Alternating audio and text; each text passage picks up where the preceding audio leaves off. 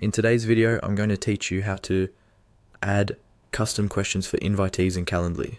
By the end of this tutorial, you'll know exactly how to collect the information you need from people before they book a meeting with you. Let's start from your Calendly dashboard. First, open your list of event types and choose the specific event where you want to add custom questions. This might be a one-on-one meeting, a discovery call, or any other event you've already set up. Take a moment to think about which event actually needs extra information. That way your booking form stays clean and relevant. Click on that event to open its settings and editing options. Once you're inside the event editor, look for the section that gives you more detailed configuration options.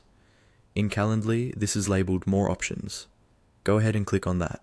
This area is where Calendly tucks away the finer controls, like notifications, invitee questions, and other advanced settings that go beyond just date and time.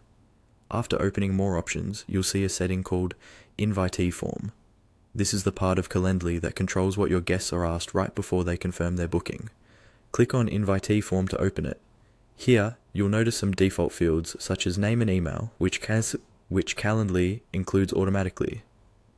Below those, you'll see where your custom questions can live. Now, to actually add your own question, look for the button or link that says Add New Question and click on it. This will open a panel where you can type in your question text and choose the type of response you want. For example, you can ask an open-ended question like, "What would you like to cover in this meeting?" using a long text field, or use multiple choice if you want invitees to pick